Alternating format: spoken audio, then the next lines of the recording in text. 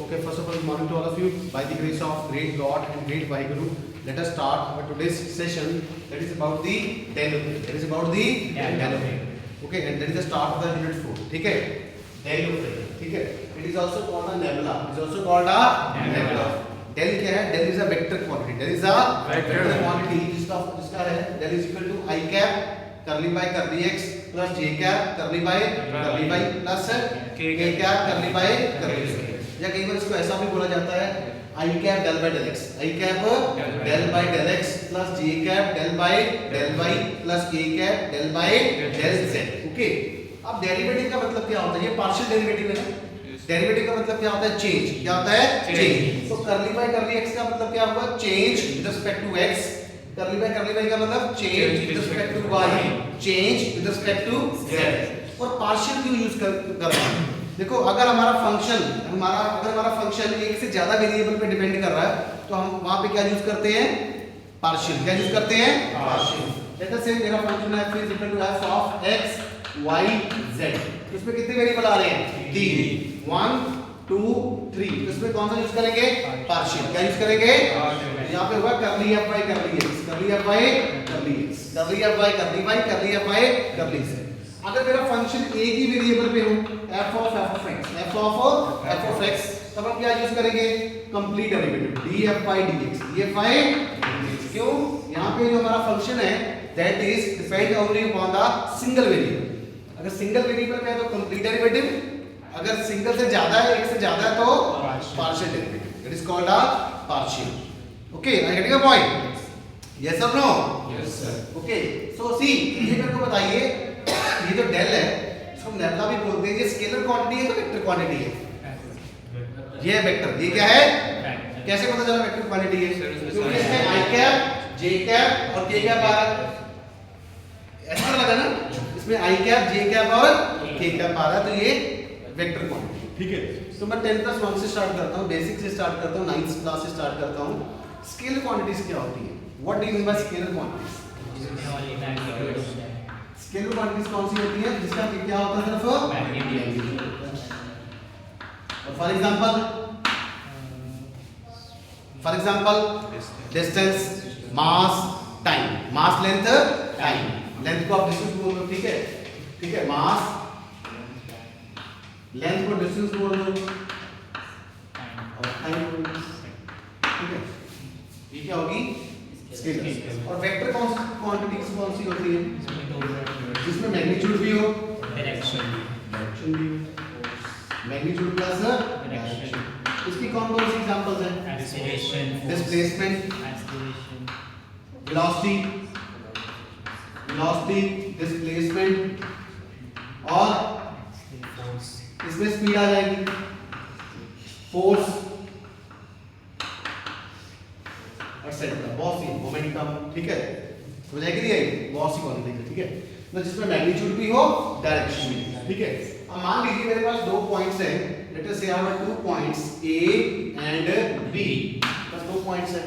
ठीक है, AB की लेंथ है मान लीजिए 10 मीटर. कितनी है? 10 मीटर. तो मेरा AB कितना आया? 10 मीटर. BA कितना आया? वो भी 10 मीटर आया. वो भी क्या आया? 10 मीटर ही है. AB और BA दोनों कितने हैं? 10 मीटर आए. अब देखो, ये जो सिंपल AB है और सिंपल BA, ये क्या रिप्रेजेंट कर रहा है? मैग्नीट्यूड. क्या रिप्रेजेंट कर रहा है? मैग्नीट्यूड. अगर मैं इस पे एरो डाल दूंगा, एरो, तब ये क्या बन जाएगा? ये वेक्टर बन जाएगा. ये क्या बन जाएगा? तो इसका मतलब जो AB है वो क्या रिप्रेजेंट करता है? मैग्नीट्यूड. और जो एरो है वो क्या रिप्रेजेंट करता है? डायरेक्शन. क्या रिप्रेजेंट करता है? डायरेक्शन. ठीक है, वो डायरेक्शन कर रहा है. ठीक है, अब मान लीजिए ये जो A पॉइंट है ये मेरा होम है, ये मेरा B पॉइंट है ये मेरा कॉलेज है. सुबह आप घर से निकले कॉलेज के लिए और शाम को कॉलेज से फिर गए घर. तो आपने इस ट्रांजैक्शन में एक टोटल डिस्टेंस कितना ट्रैवल किया? What is the total distance travel in this particular transaction from home to college and college to home? कितना डिस्टेंस ट्रैवल किया आपने? 20. तो टोटल डिस्टेंस मैं यहां पे लिख सकता हूं, total distance is equal to कितना है बेटा? AB वेक्टर नहीं डालेगा, only magnitude. AB plus BA is equal to 10 meter plus 10 meter is equal to 20 मतलब आपका घर पास में है, 10 मीटर मतलब बहुत कम, आपका घर कॉलेज के पास में है, ठीक है। अब बात करते हैं डिस्प्लेसमेंट, ठीक है। तो आपकी टोटल डिस्प्लेसमेंट कितनी हुई बताइए मुझे।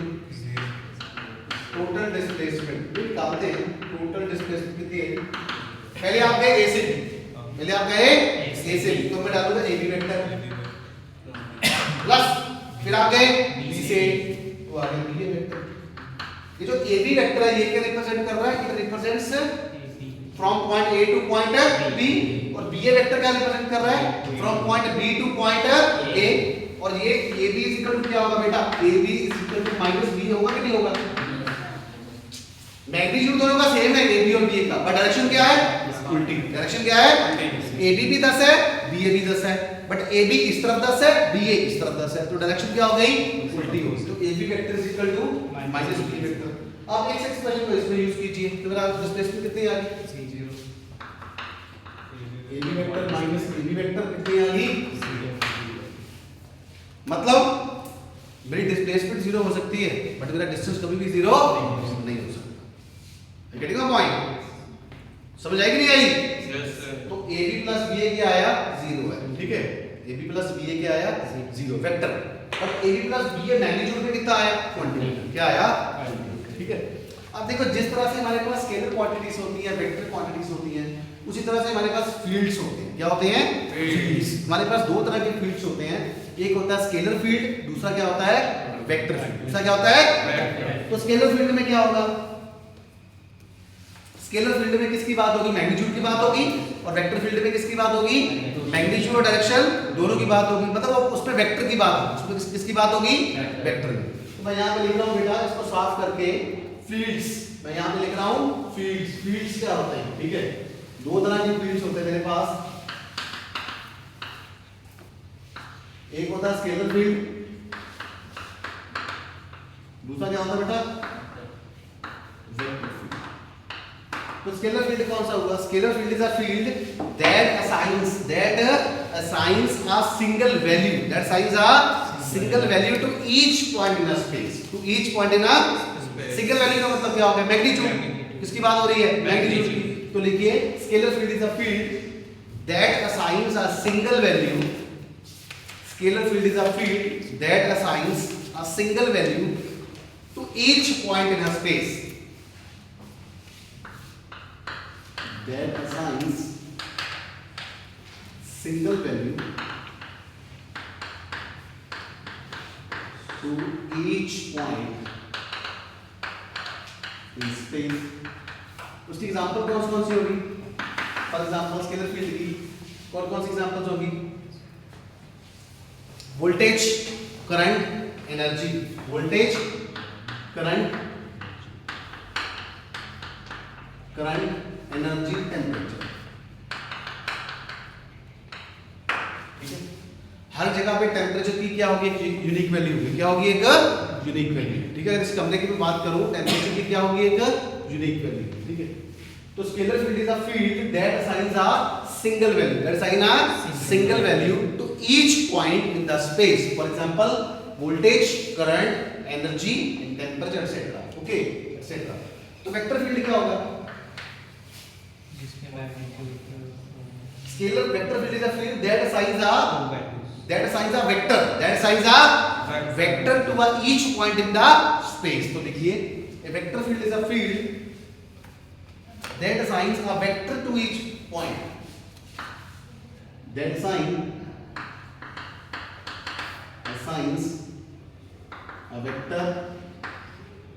a vector to each point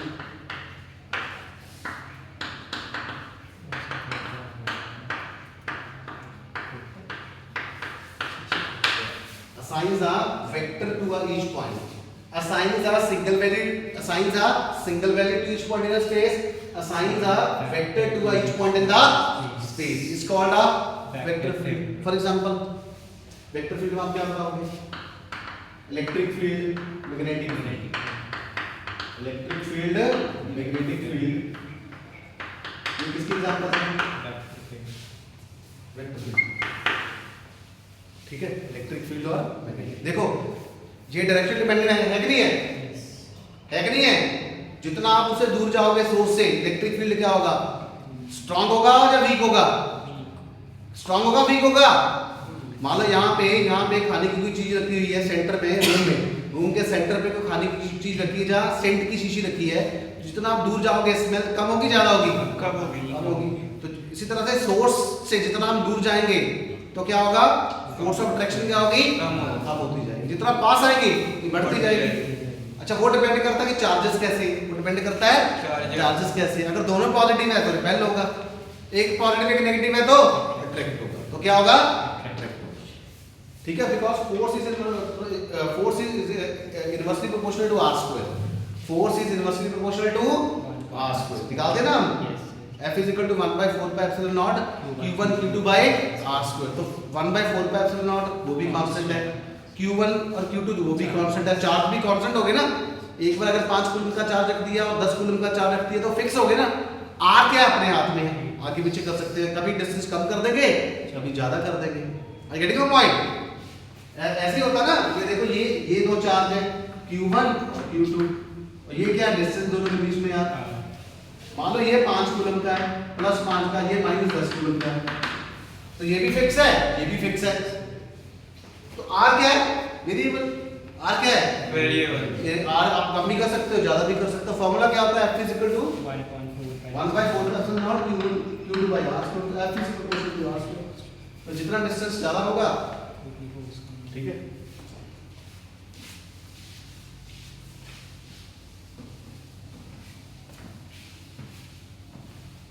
ठीक है, समझ आई? अब देखो मैंने आपको क्या बताया कि ये क्या है? मैथमेटिकल ऑपरेटर है। ये क्या है? मैथमेटिकली ऑपरेटर, एक मैथमेटिकली ऑपरेटर है। मैं लिख रहा हूं ये एक mathematical operator.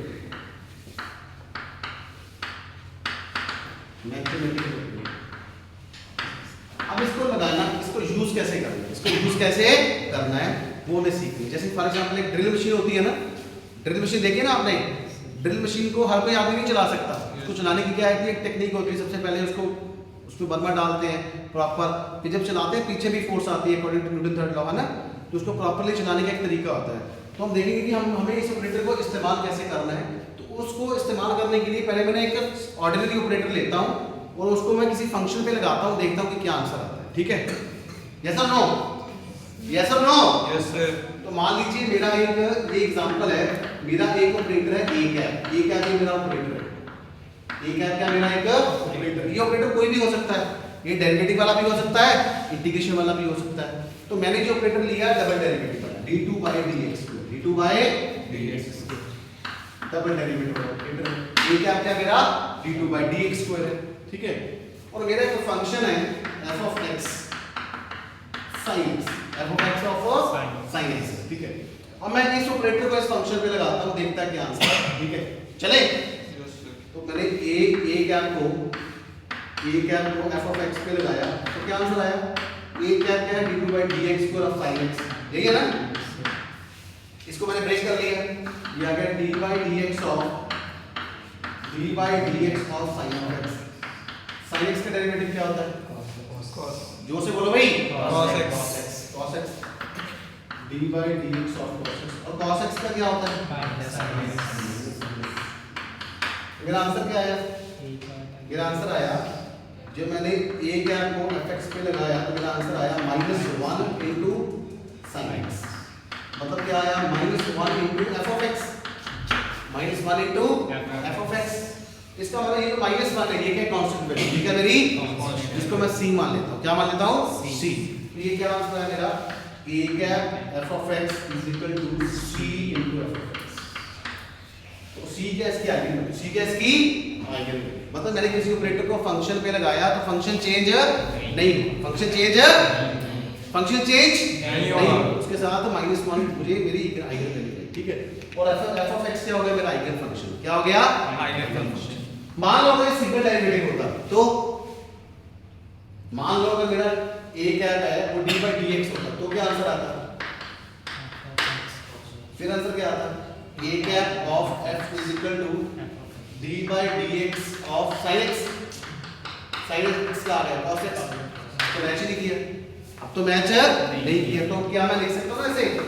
a cap f is not equal to f of x। देख सकता हूँ ना? यस और नो? देख सकते हो ना, आया नहीं मेरा कुछ, लेकिन इसमें कुछ नहीं आया। तो मतलब क्या है कि ये जो डबल डेरिवेटिव है, जब मैं किसी डबल डेरिवेटिव ऑपरेटर को किसी फंक्शन पे लगा रहा हूँ तो मेरे पास ये आ रहा है, तो मेरे पास आइगन वैल्यू है, ठीक है। अब इसी तरह से ये जो डेल ऑपरेटर है इसको मैं किस पे लगाऊंगा? स्केलर फंक्शन पे। किस पे लगाऊंगा? स्केलर फंक्शन पे। लेट अस से फंक्शन या field phi is my scalar field, ये मेरा कोई स्केलर फंक्शन है, phi is my scalar function, phi is my scalar function और स्केलर फील्ड, ठीक है, स्केलर फंक्शन और स्केलर फील्ड। अब इस पे कैसे लगाऊंगा? मतलब ये क्या है? वेक्टर, वेक्टर क्वांटिटी को, ये क्या phi क्या मेरा? स्केलर क्वांटिटी है। अब मैं वेक्टर को स्केलर क्वांटिटी पे लगा रहा हूं तो मेरा डेल phi, मेरा क्या बन जाएगा? Del phi। I am operating this operator on this function. मैं इस ऑपरेटर को इस फंक्शन पे क्या कर रहा हूं? यूज कर रहा हूं। क्या कर रहा हूं? ऑपरेट कर रहा हूं। क्या कर रहा हूं? ऑपरेट कर रहा हूं, लगा रहा हूं। तो देखते हैं क्या आंसर आता है, ठीक है, तो देखते हैं क्या। देखो इसको मैं लिख सकता हूं डेल phi, डेल phi और डेल phi वेक्टर डालेंगे चाहे ना डाले कोई फर्क नहीं पड़ता, क्यों? डेल इटसेल्फ में क्या है? Vector quantity. इसको मैं ग्रेड phi भी लिख सकता हूं। क्या लिख सकता हूं? Grade phi। ग्रेड का मतलब होता है ग्रेडियंट। क्या होता है? ग्रेडियंट। ग्रेडियंट का मतलब क्या होता है? चेंज। क्या होता है? चेंज। Gradient phi। दोस्तों इसके चार नाम हैं। इसके क्या है? चार नाम। ग्रेडियंट का del phi, del phi, grad phi, gradient. Gradient का मतलब क्या होता है बेटा? चेंज। क्या होता है? Change. Gradient means change. Gradient means change. क्योंकि चेंज हो रहा है, देखो, change with respect to x, change with respect to y, change with respect to z। कहीं z भी बोल देते हैं। तो देखते हैं i cap curly by curly x plus j cap curly by curly y plus k cap curly by curly z 5। यही आया ना? तो स्केलर मल्टीप्लिकेशन है, तो मेरा आंसर क्या आया? मेरा डेल phi क्या आया दोस्तों? मेरा डेल phi आया i cap curly phi by curly x plus j cap curly phi by curly y plus k cap curly phi by, ये आंसर है। और ये क्या आया? स्केलर आया कि वेक्टर आया? डेल phi क्या आया? स्केलर क्वांटिटी है कि वेक्टर क्वांटिटी है? Vector quantity. कैसे पता चला? क्योंकि इसमें i कैप और j कैप और k कैप आ रही है। तो ये मेरा आंसर क्या आया? This is a vector quantity. ये आई मेरी vector.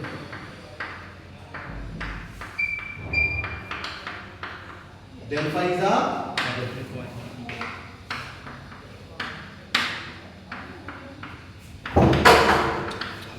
Del phi is a vector quantity. Del phi is a vector. जोर से बोलो, del phi is a vector quantity. जब मैं किसी वेक्टर क्वांटिटी को स्केलर पे लगा रहा हूं तो मेरा आंसर क्या आ रहा है? वेक्टर। क्या आ रहा है? del phi कितना आया? i cap curly phi by curly x plus j cap curly phi by curly z y plus k cap curly phi by curly z। इसको del phi by del x भी बोल देते हैं, del phi by del y भी बोल देते हैं, del phi by del z। इसका मतलब क्या है कि change of phi, change of with respect to x, change of phi with respect to y, change of phi with respect to z। ये देखो, ठीक है, यस और नो? Yes sir. और मैं न्यूमेरिकल करूंगा। अब मैं यहाँ पे phi क्या मेरा स्केलर है, क्या मेरा एक स्केलर है। अब मैं इसको ऑपरेट करूंगा, phi की जगह कोई पर्टिकुलर कोई एग्जांपल लूंगा और देखूंगा क्या आंसर आता है, ठीक है, यस और नो? Yes sir. चुप करते हैं। तो can you wrap this? Yes sir.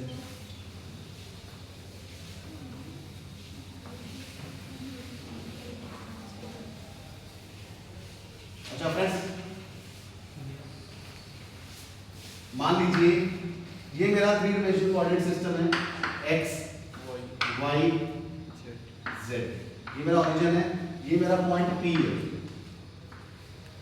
और P के कोऑर्डिनेट्स हैं x, y, z। और ये मेरा r क्या है? Position vector. तो what's the value of r? r की वैल्यू क्या होगी? r वेक्टर की वैल्यू क्या होगी? क्या होगी? xi cap plus yj cap plus zi cap. यही होगा ना? इसका मैग्नीट्यूड क्या होगा? r वेक्टर का मैग्नीट्यूड होगा r is equal to square root of x square plus y square. यही होता ना? i कंपोनेंट का स्क्वायर प्लस y कंपोनेंट का स्क्वायर प्लस z k का i j k का कंपोनेंट का स्क्वायर ऊपर स्क्वायर, ठीक है। स्क्वायर रूट का मतलब क्या होता है? स्क्वायर रूट का मतलब क्या होता है 1/2 क्या होता है भाई 1/2 1/2 जो सो 1/2 अच्छा एक यूनिट वेक्टर होता है यूनिट वेक्टर कितना है यूनिट वेक्टर का होता है वेक्टर डिवाइडेड बाय इट्स तो ये आ गया इसका यूनिट वेक्टर और यूनिट वेक्टर का मैग्नीट्यूड कितना होता है 1 क्या होता है 1 यूनिट वेक्टर का मैग्नीट्यूड क्या होता है 1 इसको n कैप से डिनोट कर देते हैं n कैप और n कैप का मैग्नीट्यूड क्या होता है 1 क्या होता है 1 ठीक है यस और नो यस सर ठीक है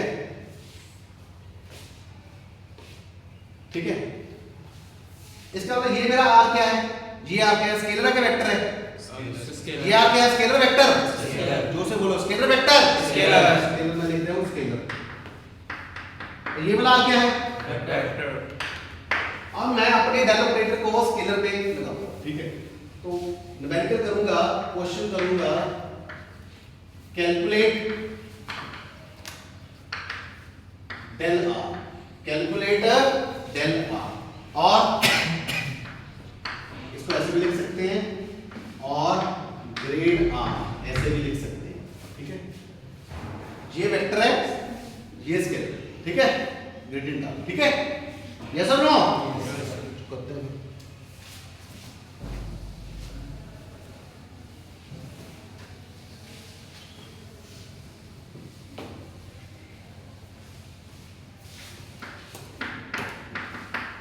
तो डेल r कितना आया del r is equal to del का फॉर्मूला क्या होता है i cap del curly by curly x plus j cap curly by curly y plus k cap curly by curly और r क्या आया r मुझे पता है r क्या भाई r क्या मेरा x square plus y square plus z square की पावर 1/2 यही होता है ना मैंने लगा दिया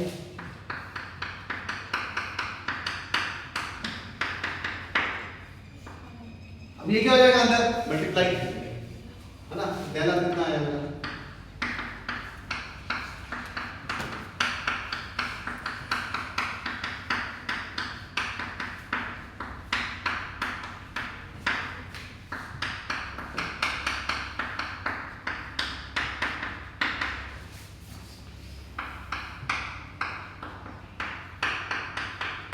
ये है ना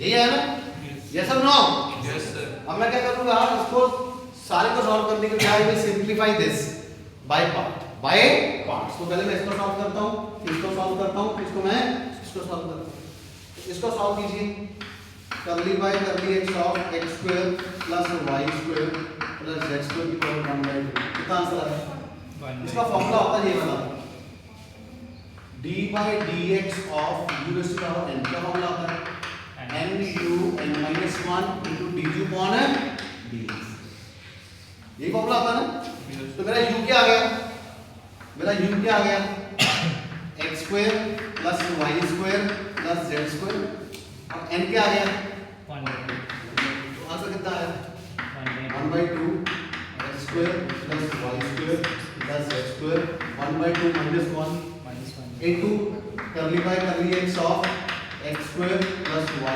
square plus z square ये कितना है 1/2 minus 1 minus 1 तो जाएगा 1/2 x square plus y square plus z square की पावर -1/2 तो ये कितना आया 2x ये क्या आया 2x x स्क्वायर का डेरिवेटिव 2x y स्क्वायर का 0 z स्क्वायर का 0 तो मेरा आंसर क्या है बेटा मेरा आंसर आया x by x square plus y square plus z square की पावर 1/2 यही है ना 1/2 है ना तो ये किसके इक्वल होता है ये r के इक्वल किसके इक्वल होता है तो आएगा x बाय क्या है x बाय नंबर क्या है मेरा x by similarly curly by क्या आ जाएगा क्या आ जाएगा क्या आ जाएगा y बाय क्या आ जाएगा y बाय नंबर 3 और similarly curly by curly z of x square plus y square plus z square की पावर 1/2 क्या जाएगा z तो ऐसा होगा ना यहां पे 2 पाई आ जाएगा यहाँ पे क्या आ जाएगा 2z आ जाएगा। अब हम क्या करेंगे use 2 3 and 4 in equation number 1 use 2 3 and 4 in equation 1 मेरा डेल आर कितना है डेल आर आया मेरा I cap x by r plus j cap y by r यही है ना plus k cap z by r common क्या आ रहा है 1 बाय आर तो 1 by r common 1 by r is common xi cap plus yj cap तो ये किसके इक्वल होता है जी r वेक्टर के इक्वल होता है क्या होता है r तो आ गया r वेक्टर बाय r मेरा आंसर आ गया what is my del r gradient r कितना आया मेरा डेल r आया r वेक्टर बाय r तो दूसरा आंसर क्या आया r क्या आया r this is my answer take the picture of this आसान था ना यस और नो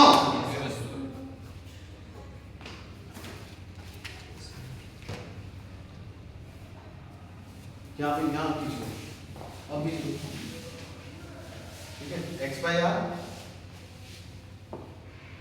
ठीक है। अब देखो एग्जाम में क्वेश्चन कैसे पूछ सकते हैं मैंने करवाया डेल आर वो पूछ सकता है del R square calculate del R square R cube del R 4 del R 5 del R 6 del R 8 इस तरह कितने बन जाएंगे तो n नंबर बन जाएंगे 10 11 12 13 del 100 del 101 del 1000 del 2000 del 10000 कुछ भी आ सकता है ना। तो अगर मैं इसको n के लिए कैलकुलेट कर लूं तो वो ज्यादा आसान नहीं हो जाएगा मैं कैलकुलेट कर लेता हूं del r to power n उसका जो आंसर आएगा उसमें n 1 पुट कर दूंगा तो ये आंसर आ जाएगा 2 पुट कर दूंगा डेल r स्क्वायर आ जाएगा 3 पुट कर दूंगा तो डेल r क्यूब आ जाएगा। I getting your point yes और नो यस सर है ना बहुत आसान है ना यस सर तो देखो अगला जो है आपने क्या करना है जो घर से करके लेके आना है वो करके लेके आना है होम एक्सरसाइज होमवर्क लिख देता हूं होमवर्क डेल आर स्क्वायर को कैलकुलेट करो डेल आर क्यूब को करो डेल आर 4 करो डेल आर 5 करो डेल आर 6 करो ये करो ठीक है और एंड में क्या कैलकुलेट करो del of R is to power n del of R is to power n del of R is to power n को सिलेक्ट करो ठीक है।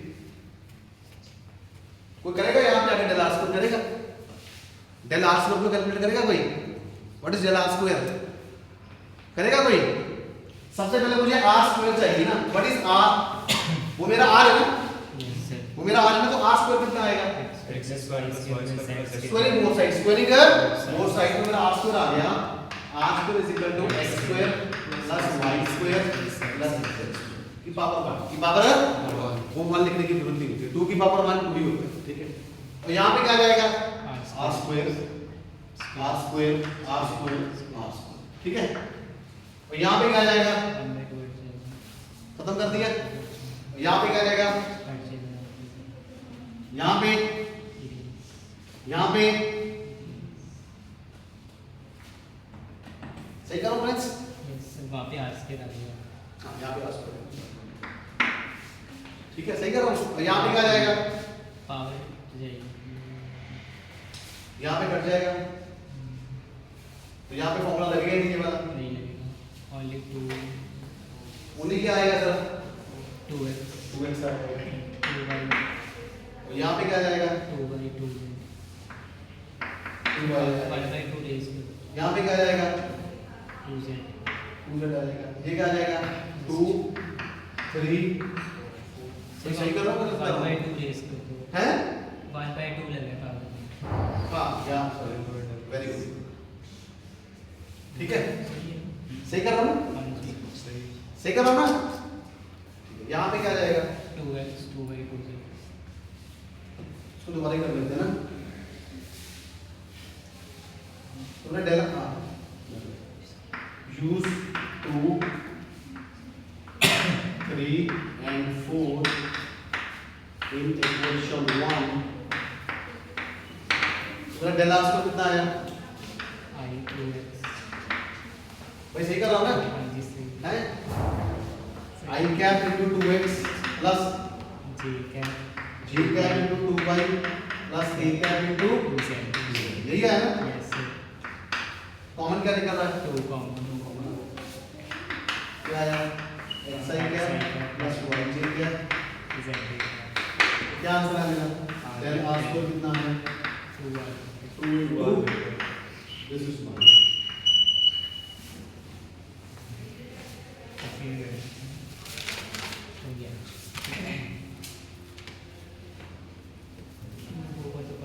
यही है ना? यही है ना?